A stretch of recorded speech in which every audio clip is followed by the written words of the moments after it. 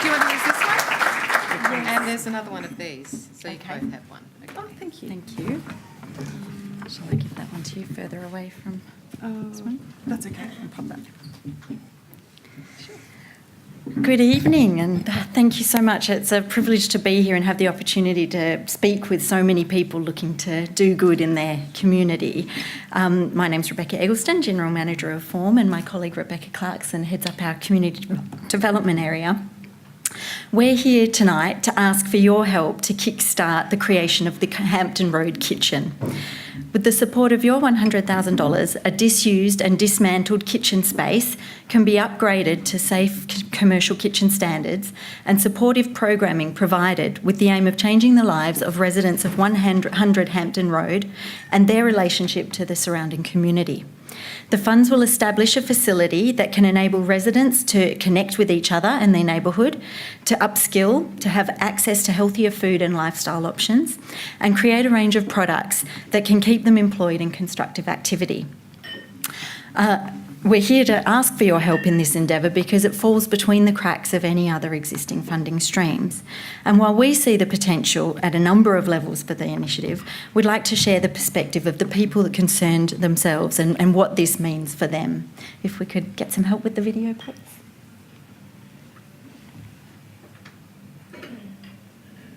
Bear with us.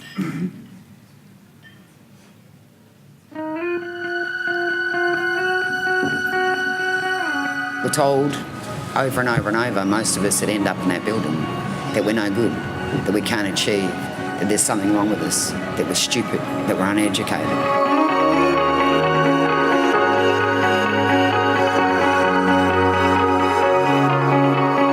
Andrew and everyone and Rebecca that run the class, they were just great. They didn't judge me, they didn't stereotype me, and I felt good. It was kind of funny. It was the first positive thing that had happened to me in 5 years, really, and it was like a turning point. It was just like that, hey, I've done something, and it's, you know, and I've got a positive response.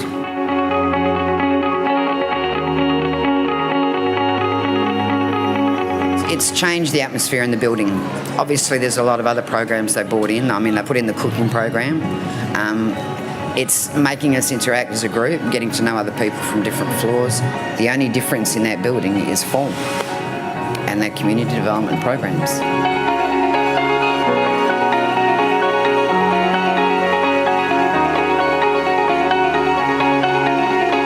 We were treated with respect, and that made us feel like we could treat ourselves with respect.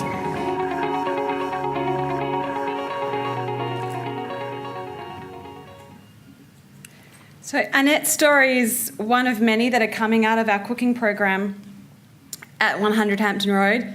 This doesn't speak of Corrigan, who has stopped his drinking and started back at casual employment and worked alongside his hero Simon Bryant in a pop-up food store in St George's Terrace last week, or of Anna, who has moved on to full-time employment in a catering studio in Albany through her participation in the program and a connection with Sophie Budd, the chef.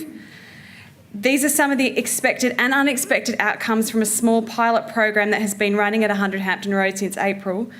A weekly cooking class culminating in a shared lunch that regularly attracts between 20 and 30 residents.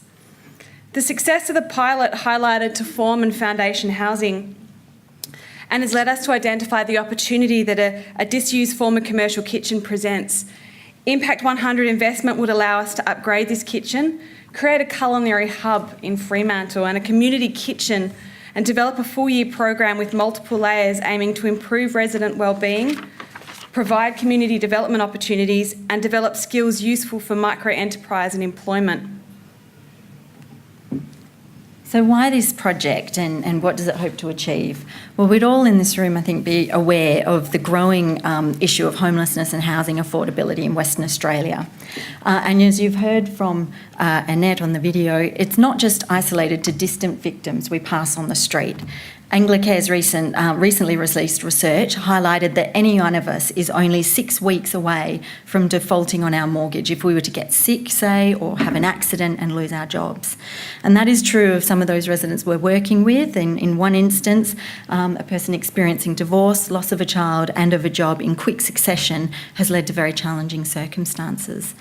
So this project focuses at the point in the journey out of homelessness where people have moved beyond the crisis stages and are now living in a lodging house provided by Foundation Housing, classed as tertiary homelessness. And at that point, there's the capacity to begin to think beyond immediate survival, to participate more actively and plan towards futures. Yet they still need the support to get on and sustain positive pathways. And it's addressing this challenge which is set to become an increasing concern, which will not be solved by business as usual approaches. The Hampton Road Kitchen is therefore an effort to provide a framework for and supportive social networks for that precarious phase of the journey, helping people become more active social and economic participants in our community again.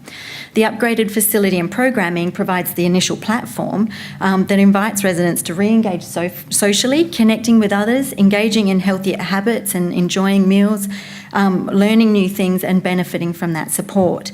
But those new skills lead to boosting the confidence, esteem, diverse peer and community connections, and gaining experience, which can flow into the jobs, the micro-enterprise and the product development that we'll be working on through this program.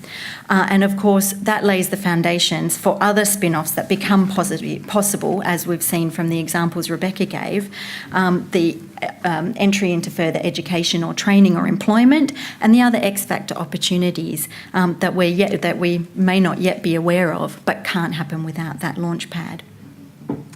The project will be supported by collaborations, ensuring the essential elements necessary to the success not only of the project, but to the individual's journeys. Form is not from the social welfare sector, and yet this means that we can often bring a different approach, and we have tested and had success with different creative approaches to programming in other disadvantaged communities around the state, using that creativity to bring positive aspirational approach to change. But it's also for this reason that it's critical that we work collaboratively with those experts who are from the sector and are addressing the core need of housing provision, Foundation Housing, our partners in this. And we're also collaborating with those who can help provide mentoring and hospitality industry expertise, Sophie Budd of Taste Buds. And we're connected with a broader network of social service providers to ensure that any learnings that emerge from this model can be shared onwards. While the Hampton Road Kitchen will be set up to enable participation of residents in a number of ways, and ultimately the idea is to build the capacity of the residents so that this is their facility. But in the initial establishment phases, we are providing that practical architecture of support to make sure that the kitchen space is upgraded appropriately and the programming builds that capacity.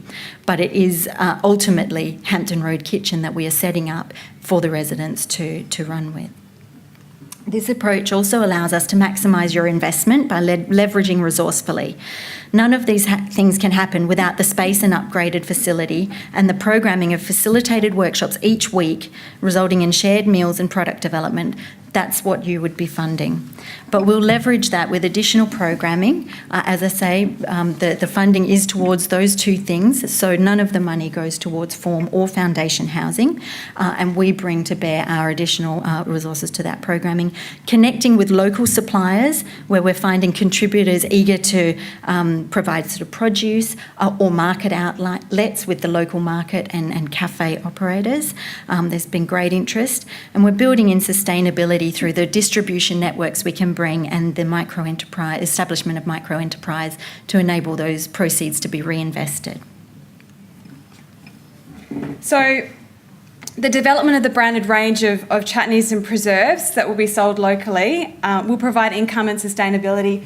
We have a small sample and selection of our pilot projects that sold out at our recent store at the Garage Sale Trail, and the residents are really proud of both the branding and the labelling and being part of the process. Residents worked with Sophie Budd to create a rich mulberry jam, a burnt orange marmalade and other lines which have been sold. And this has been also shared with the Uniting Care West to really positive feedback to their board. And our first run, as mentioned, sold out at the Garage Sale Trail several weeks ago in King Square. So beyond sharing meals and cooking classes for residents, the Hampton Road Kitchen will be a community asset a hub of sorts, providing a seating ground for social programming that brings people together, not just in the building, but in the local neighbourhood and in the community. It can be such an asset for Fremantle, available for hire and lease to similarly placed organisations, local social enterprise and social startups. With the right people surrounding the kitchen, the right partnerships, the right program, we can build a sustainable model that will generate sort of outcomes in the years to come and provide training and employment pathways for participants beyond the training program. So we're asking tonight for your help to establish the Hampton Road Kitchen and develop the cooking and shared meals program in its first year of operation. These outcomes are multi-layered. The direct outcomes of the initial investments will invite the 192 residents living at 100 Hampton Road on welfare income, with us into over 250 hours of cooking to produce over 125 meals, as well as learning skills. From this, 20 training and casual opportunities will be provided within employment, and also an additional 5 residents assisted to finding employment outside the scope of the building. This will also include establishing the branded product so that there's a sustainability built into this model. Your help is essential on a number of fronts. So obviously the $100,000 donation would provide a catalyst to make this possible. But beyond the money itself, your support and assistance to spread the good word are also invaluable. And the project would also involve opportunities for volunteering or assistance to build connections into the community and the marketplace with local businesses, contributors or pathways. You've also asked about where other donations may be able to assist, and these could certainly be valuable for additional programming such as tailored training, equipment and materials, or establishing a kitchen garden. So this kitchen is about and for the residents of 100 Hampton Road and for the broader Fremantle community. It offers hope and opportunity. On an individual level, it will increase wellbeing and self-confidence of some of Fremantle's most vulnerable residents. For some, like Peter and Emma, shared meals have provided opportunities to connect with each other when coming out of their rooms is really difficult. To others, like Tracy, classes have connected her to employment opportunities and given her the confidence needed to travel to these employment opportunities. Annette told us this programming has given her self-respect, and Susanna tells us that the classes teach her new things that she can do by herself. On a community level, it will build social connections to create a stronger, more resilient Fremantle. It offers avenues to build on the momentum for these residents coming out of challenging situations or homelessness who are taking the initiative toward getting back onto more stable and positive lives at a point where they most need to avoid the danger of relapsing. With your help, we can create an approach that has learnings for new solutions to the challenge of homelessness and housing affordability that WA is going to see more of. And that for us is also why the Fremantle community is the right place for this kitchen and this approach to take seed, because this is the place where socially conscious, creative solutions can happen. So thank you very much for your time tonight.